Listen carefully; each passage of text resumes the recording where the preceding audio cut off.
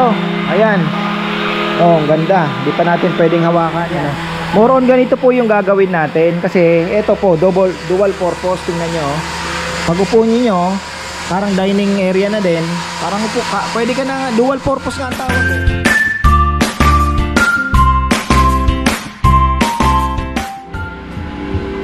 Ay, ayan, isang magandang buhay. Maganda na naman ang ating solar. Pagka ganyan, medyo masaya naman tayo kasi nakakatipid tayo ng konti sa kuryente.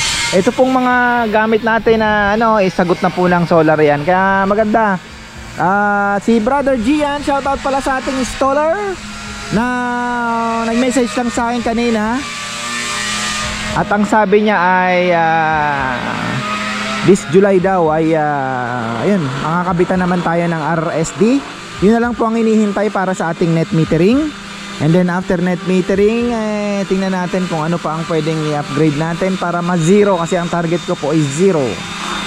Ayan, 0 bill. Kaya naman, andyan na, abot kamay na po yan. Abot kamay na. Alam naman ni Brother G yan, alam niya. Abot kamay na po. So ayan, ito na tinatapos natin. Okay na to. Ayan. Oh, ang ganda. Di pa natin pwedeng hawakan yan. Iba talaga pag lumang kahoy. Kita nyo?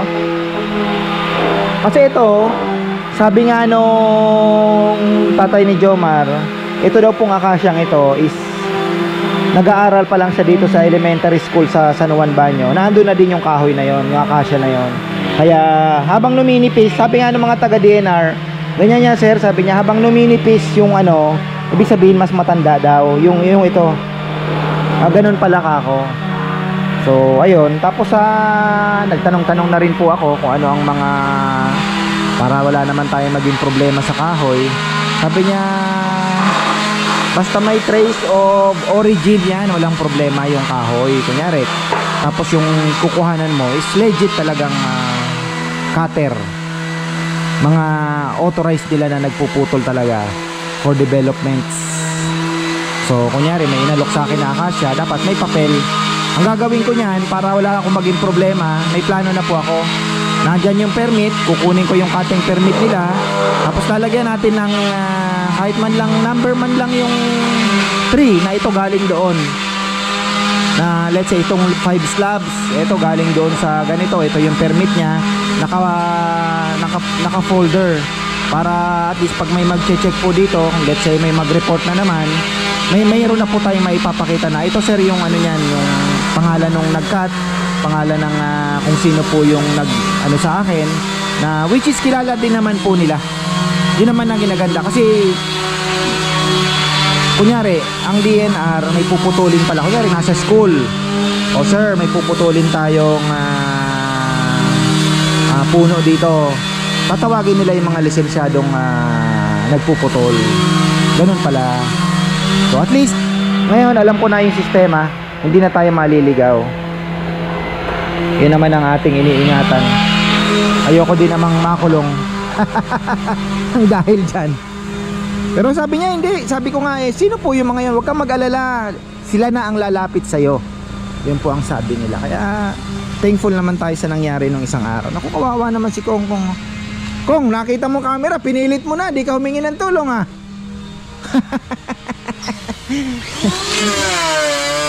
Pinapalinis ko na kasi malapit na po nating sementohin to.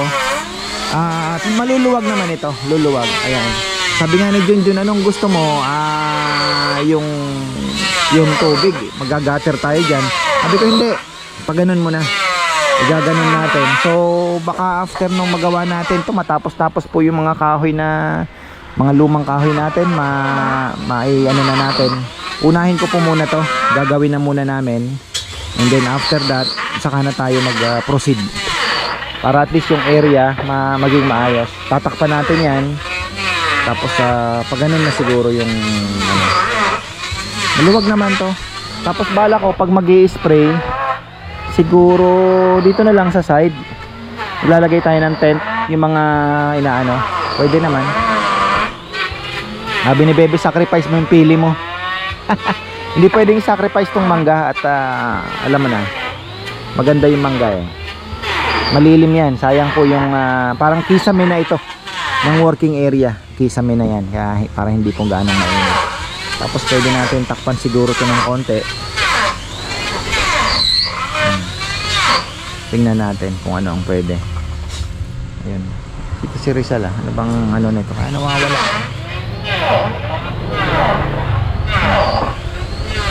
Bumili ng mga gagamitin. Ayan. Bukas po baka maulan. Yung bagyo patindi, super bagyo, kaya ingat po tayo, lalo na yung baga dyan sa norte, no? Medyo matindi po yung bagyong yan, pero hindi naman tayo tatamaan. Ang pag-iingatin po natin is yung mga low-lying areas, kasi malakas daw po yung hihilaing habagat. Kaya kami naman dito, sabi ko sa kanila, huwag na kayo mag day off ng Monday, Tuesday, dahil baka Webes tayo ay nganga. Baka nganga tayo ng Webes, kaya Biyernes naman po kasi indoor. So pwede naman sila kung gusto nilang pumasok, wala namang problema. Si Kongkong kasi nag day off na nung Monday ayun.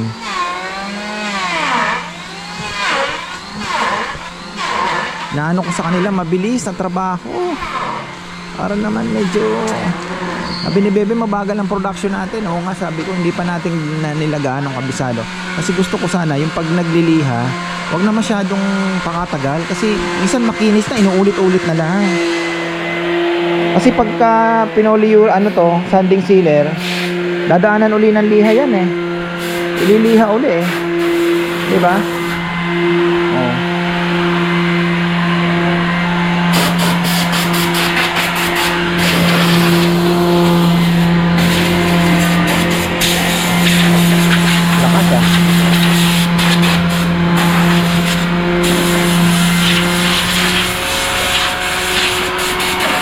Isoli na ni John?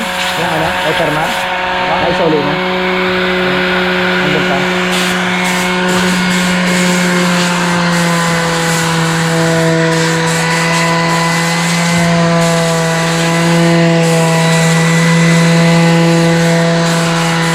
Yung mahogany, mas solid Ito po pinakiusap ko lang ito doon sa nagpo-furniture dito sa kabila.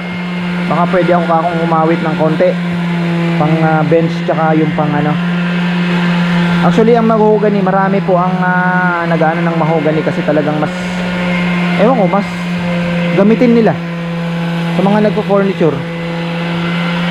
Mas marami ang mahogany ginagamit nila saan sila kayo kumukuha?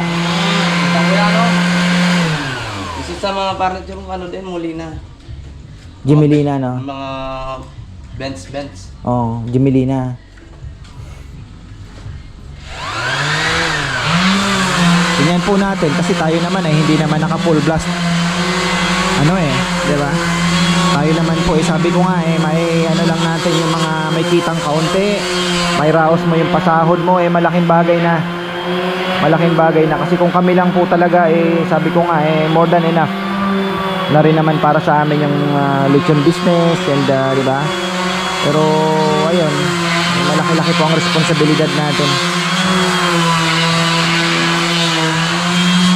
Ito, okay na yung mga nakabalot.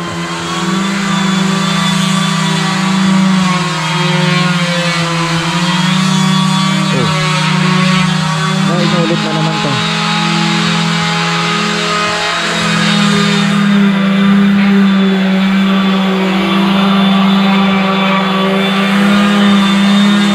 Parang okay na to Hindi ba pwede nang yan?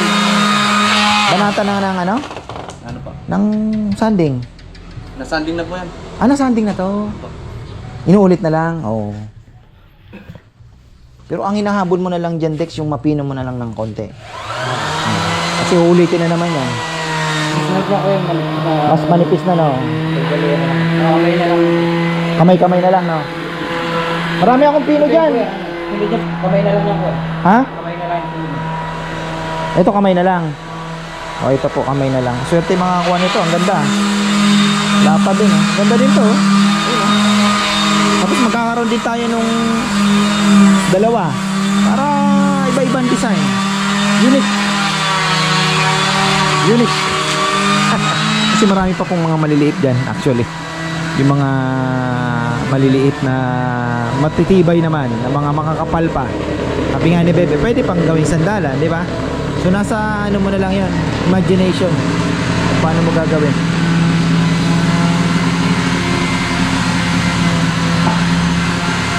Naantay ko pa yung fireman eh. Fireman na lang po ang inaano natin, nabisitahin tayo. Kasi yung fire permit ay ano, sir, antayin mo na lang, tatawag na lang po sila, sabi niya, checkin, and then after that proceed na tayo sa yun na lang naman ang inihintay ng ano, okay na po lahat tayo, mga kailangan, ano ba mga kailangan na inano natin, kompleto naman eh, yung occupancy, ano ba yung mga nilakad ko, zoning permit, occupancy, tax deck ng lupa, and then yun nga, sanitary wala namang problema, inano lang po nila yan eh. Mabilis lang naman kuhanin. Tapos yung sa fire, siyempre titingnan din po nila, assess lang po nila kung delikado ba sa fire, di ba? Pero tayo naman, maliit lang naman po tayong ano. Yun nga, madadagdagan din tayo ng fire extinguisher sigurado, kahit isa. Every year yan. Then ano pa ba? Yun lang naman ang kailangan. Tapos yun na yung initial assessment doon sa permit, tinanong ako kung magkano ba po na, sabi ko mga ano lang naman po, mga equipments lang naman ng ano, siguro almost 50,000. So magbabayad ako ng mga 2,500 siguro sa permit, and then okay na tayo. After that pwede na tayong mag-angkat ng kahoy na mga gusto natin na may papel. Ayan, di ba? Para walang problema. Yan naman, sabi ko nga nung pumunta dito, sabi ko nga kay Papayam nung tumatawag, huwag kang mag-alala Papayam, kasi ano naman yan kako, ako na ang sasagot dyan kako, na kung saan galing yung kahoy, kasi para at least, di ba kinuha ko nga yan, bilinag ko pa nga yan eh, dahil alam ko namang may papel talaga yan. So nung nalaman nila, okay na tayo, sabi niya, yung mulabe, sabi niya kasi nakita namin may mulabe ka. Sabi ko, sir, yun, binili ko lang yun, buy and sell ko lang po yun. Dalawang sandalan lang naman yun, tsaka isang upuan ka ako na, ano, na tira-tira din lang naman daw nila na kahoy, tapos inalok sa akin. Ako naman, tinawaran ko ka ako, and then finish namin, tapos pinatungan ko ka ako ng konti. At least, di ba? Yung, okay na tayo, sabi niya. Nagtanong na rin po ako about sa mga, kung paano magiging yung mga legalities po ng kahoy. Kaya ang sabi nga nila, kung ano, iwan ko yung number ko, sabi niya, kung just in case baka makatulong din pa ako sa'yo, sabi niya. Sabi nga nila, sir, sa susunod pagka naglumakas ka kanya, mangyayari niyan, baka mag-apply ka din ng chainsaw, kukuha ka ng mga taga-putol, ikaw na ang magpuputol. Ganun ba? Kasi ano naman yung mga legal na namumutol po, kasi may coordination with the DNR. So yung DNR ang kokontakin yung mga legal na nagpuputol, mga lisensyado. Pang kunyari may puputulin sa kalsada, may mga ganun daw pala yun kunyari may school, karamihan po school, kunyari may munisipyo, ganun, may extend yung munisipyo, mga puputulin na puno, yun may mga permit, and then ayun na po ang mangyayari, magtatawag na sila na magpuputol. Yun pala yung sistema. So okay naman pala tayo, sabi ko nga okay naman pala, at least alam ko, nakabuti pa, dahil ngayon alam ko na hindi lahat ng iaalok sa atin kukunin natin porket may permit na tayo, di ba? So napaka-importante po ng yung kahoy, alam nyo kung saan yung origin. Pagka may nag-check, ito may papakita, ito po yung pangalan ng nagputol, ito yung mas maganda talaga, may picture ka para at least detalyado lahat. At least maiti-trace nila, may ito ganitong araw, di ba? Saang lugar, ito yung kahoy, dito napunta. Okay, ganun lang. So yun lang naman po ang hinihingi nila talaga, na hindi pinutol ng illegal. Tapos di ba, yun po yung purpose talaga ng ng DNR. So ayun, okay na tayo. Nakwento ko lang kasi tagal din namin nagkwentuhan dito kasi nagtanong na rin ako ng nagtanong para at least wala nang problema, di ba? Ito yung bago nating ayan, ito na. Simple lang po ito. TV console lang ilalagay, pero ito medyo may pagka live edge ng konti. Wala na kasi tayong akasyang ganito, kaya ito naman nakiusap ako ng mahogany. Ayan, mahogany naman. Pero ito, kung kinuha na natin doon sa nagpo-furniture na po yan ha. Binili na natin doon sa yung mga nakasandal doon sa daanan. O yan po yan. Umawit tayo ng konti. Eh, nabigyan tayo per board feet. So yan, binili natin. Ginawa natin ganito. Kasi meron na dapat tayong luma pala, naputol. Oh, so ito na, maganda rin naman. Ganda rin, no? Natural lang po siya. Ayan. Ready to, ano na po ito? Babalutin na lang yan mamaya, ano? Saan bang hangin? Baka papunta dito, ah. Tapos ito, ayan na po yung mga last slab natin. After that, di natin alam kung anong mangyayari. May mga coffee table pa pala tayong gagawin. Ayan. Mga putol-putol. Mga maliliit na coffee table. Ayan. After that, ay hanap na tayo ng source natin. Hintay ko yung ating fireman eh. Ano itong ginagawa ni Nel? Nakuha kong dalawa, ilan bang nabili ko na mahogany. Yan naman po, di ko alam bakit ang daming mahogany dyan sa kalsada. Yung mga nagpa-furniture, puro ganyan po ang mga nakasandal nila. Sigurado naman yan may mga papel-papel naman yan. Ayan mga ganito. Ang ganda kay Jay to. Ayan ritaso lang Jay pero ganda yan.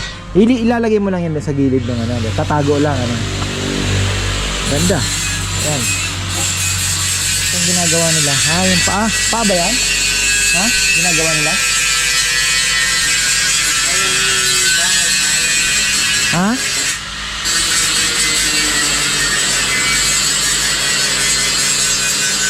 Ayan po yung kahoy.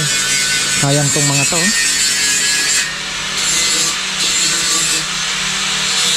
Nabulok na lang.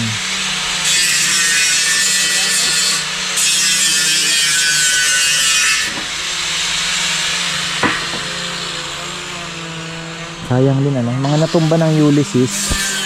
Tapos yung pinutol pala natin doon na 4 years ago na ata, yung nakakatakot na baka mabagsakan yung ating bahay ni na Rambo, yung akasya doon ayun.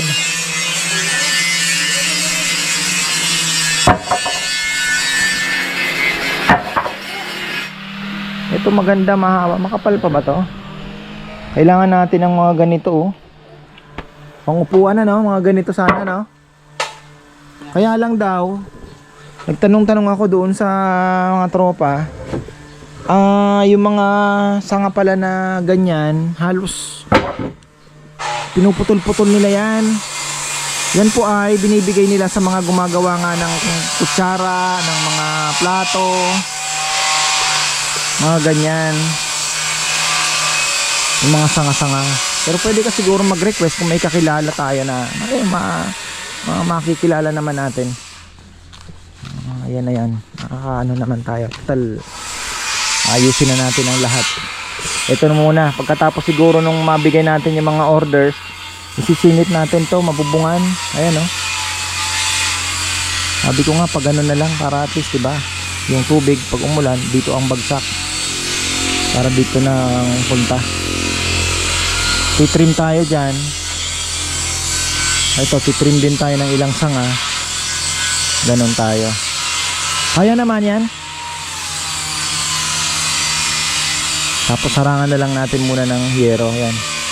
Para hindi naman tayo makaistorbo. Okay na. Tsaka ang trabaho lang naman po natin dito halos 3 to 4 days a week.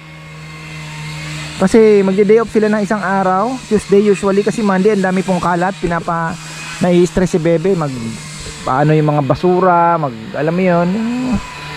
After that, Tuesday, kalimitan, day off naman nila. Tapos Wednesday, Thursday, full force yan. Pagdating naman ng Friday, mawawala naman yung dalawa, magluluto naman ng preparasyon naman sa lechonan. So parang lang po ito, pang lang talaga, pang puno lang para at least may trabaho. Ayun lang. Wala pa yung flop disk na Yung inano ni Dexter na pang grinder, wala na ba? Pinidikit, ha? Mas mabilis yun, gaganunin mo na lang, oh. Pero ito okay na.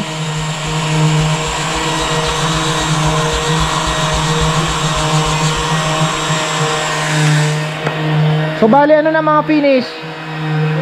Okay na lahat. Ay tuyo na yan ha. Baka mamaya na anuhan ng nag-iba hangin eh. Medyo pa kaya.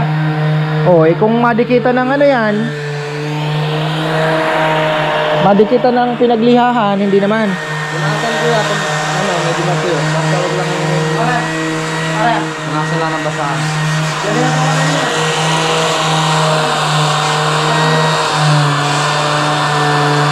Makapal masyado eh. Pero medyo makapal yan ng konti eh.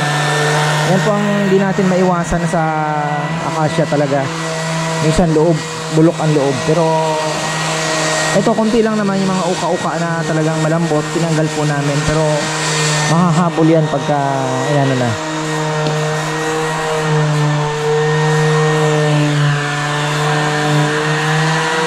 Matanda na talaga tong kahoy na to.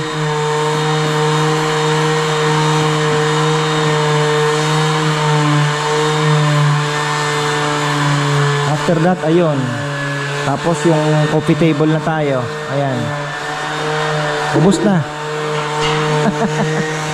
Naubusan tayo yung mga ito. Pero mga kinaganda naman. Ito yung mga nakatambak po yan na medyo makakapal. Ayan. Pero tingnan nyo naman, nung pinatistis, ang gaganda pa pala. Naging upuan pa. Live edge. Pwede na.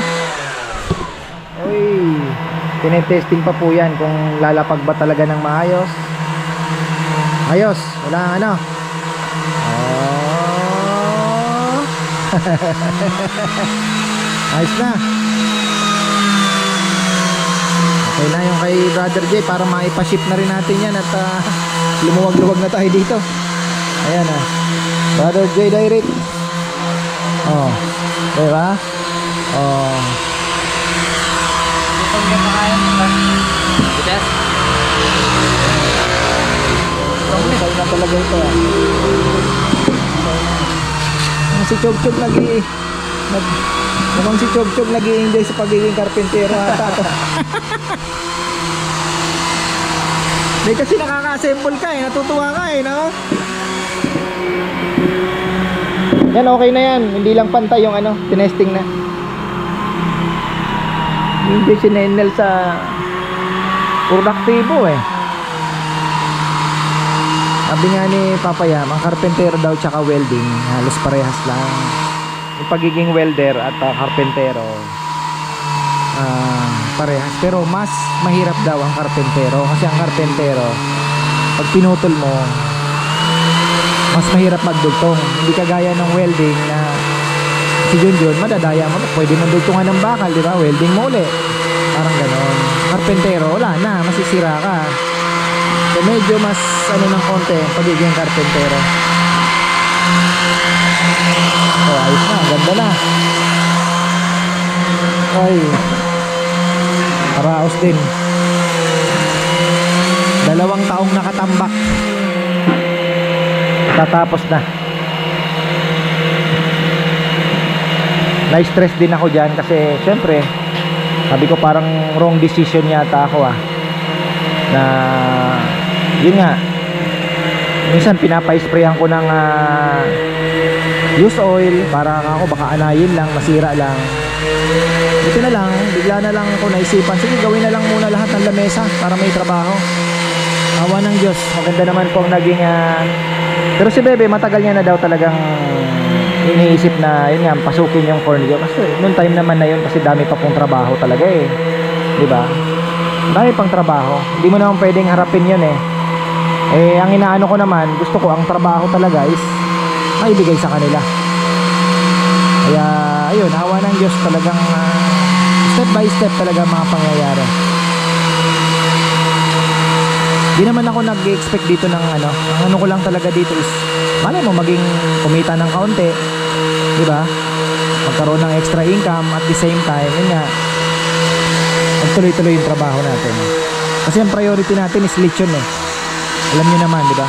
Ever since, lechon talaga tayo. Ano? More on ganito po yung gagawin natin. Kasi ito po, dual purpose. Tingnan nyo. Pag upo nyo, parang dining area na din. Parang upo ka, pwede ka na, dual purpose nga ang tawag eh. Kasi multi purpose, di ba? Pwede siyang ilagay sa lanay, pwede siyang ilagay sa terrace, pwede siyang ilagay sa, actually pwede na siyang dining table sa maliit na pamilya.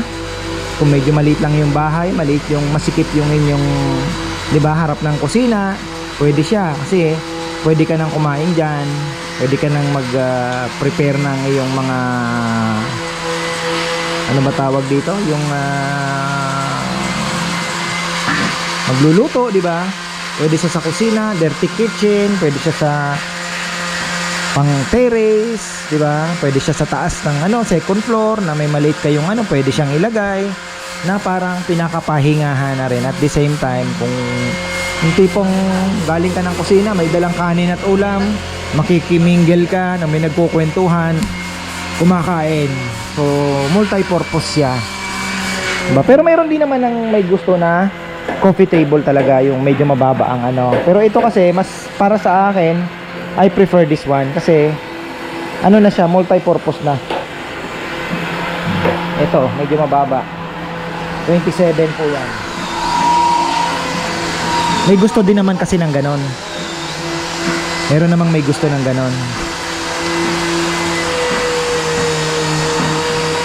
Ito naman, didikit mo lang ito sa gilid, di ba? Pwede mo lagayan ng TV or nandito yung TV, taas, nandito naman yung naman to, parang TV rack. Ayan. Tama ba?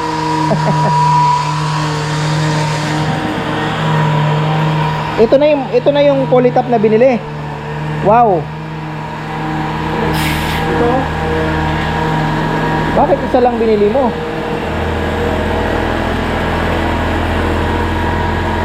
Magkano yan? 300? 300. Pero hindi naman siya masisira na kunyari isang galon ang bilhin mo. Hindi ko yung basta nakatakip. Tapos sa... Hindi siya nakatimpla. Oo, no. Kasi kung malakas naman tayo dyan, so bili tayo ng bili ng 1 liter, 1 liter. Don't forget the line, ha? Mamaya mag-varnish kayo, may linya na naman.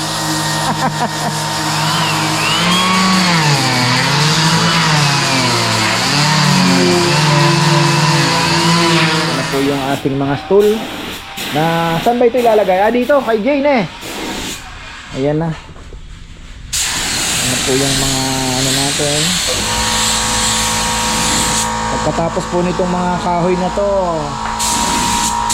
gagawa na muna tayo ng shop. Dahil dito talpak tayo. Pag na okay na yung ating shop ay yun na. Hanap na tayo ng source natin.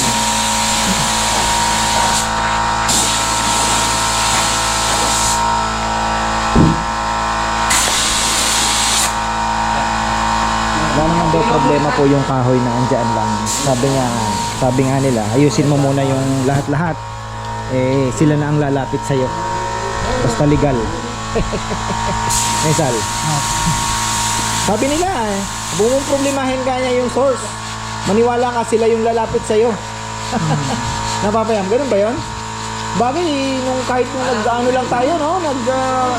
Diba gumagawa po kami ng bahay, makikita nila may mga kami dito. Daming pumupunta, hindi ko naman pinapansin kasi syempre malay natin kung ano yun, di ba?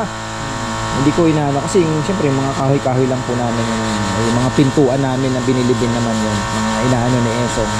Pero meron pong mga pumupunta dito nag-aalok ng kahoy.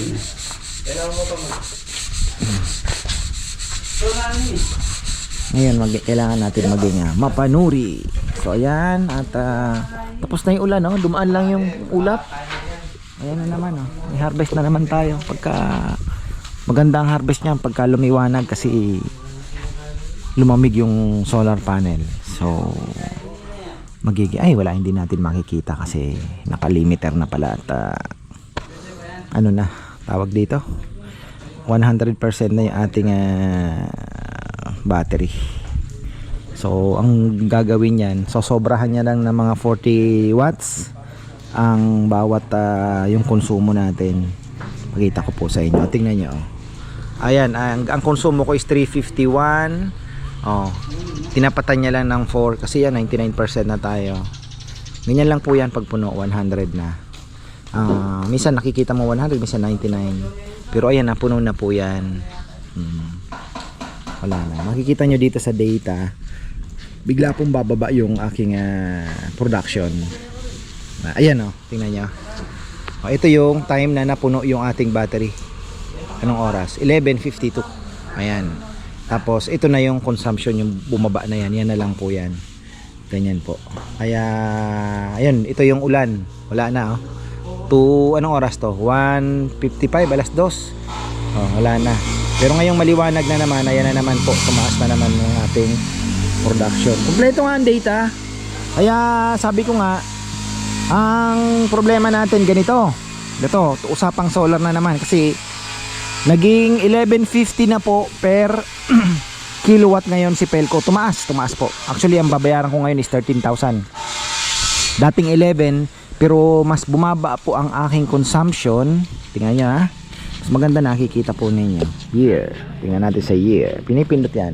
Ito yung month, ito yung year. So ayan, naputulan tayo, nawala na ubos yung battery. Ayan, ulitin natin. So ito year. Ito po ipakita ko po sa inyo. Yung May 5, ang aming consume is 1.05 megawatt. So 1,000 kilowatt po yan mahigit.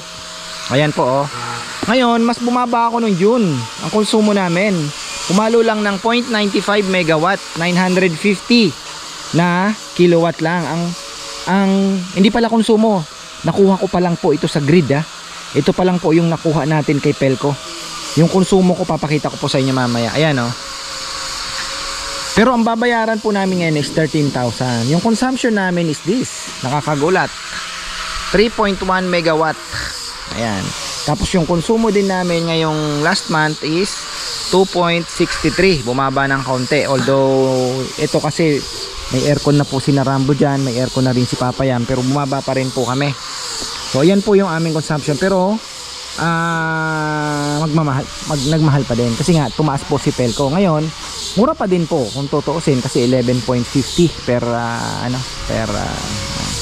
wala dito, nasa kabilang cellphone ko yung online. Ngayon dinivide ko kasi ang bili naman po ni Pelco old price. Sana tumaas din sana ginawa niya din ng 5 pesos, di ba? 4 pesos lang. So pagka kinuha niyo po yun, it's 2.8 po ang ratio nun. Ganun po ang mangyayari. Kaya ibig sabihin, para matapatan ninyo yung konsumo ninyo na let's say 20 kilowatt na kinukuha mo sa gabi times 2.8, that is almost 60 pa rin. Ganun po yung kaya medyo tricky. Kaya sabi ko nga, mukhang kailangan ko pa po ng isang battery para mas mapababa natin. Kasi sa battery at least meron kang 12 kilowatt na 1:1 para 0. Yun ang inaano ko kay Gia na pag-ipunan ko pa yung isang battery. Makakuha kami ng isang battery pa. At least mapahaba ko po yung battery na sabihin mo ng 9 hours. Sabihin mo na 8 to 9 hours per night. May sobra pa po doon sa harvest. Sana na maibibigay natin kay Pelco. May ipon ako ng konti, lalo na pagka maganda ang panahon. Dapat po may sobra talaga. Dapat may sobra. Mas maganda marami. Hayaan mo na kung hindi ka mabayaran, kasi hindi ka naman talaga babayaran Ang importante doon, pag nagtag-ulan at mahina ang panahon, mahina ang araw, mayroon kang mahuhugot. Yun ang lagi kong sinasabi. So ayan, hanggang dito na lang po. Maraming salamat at ako'y magsusundo na. Gandang buhay.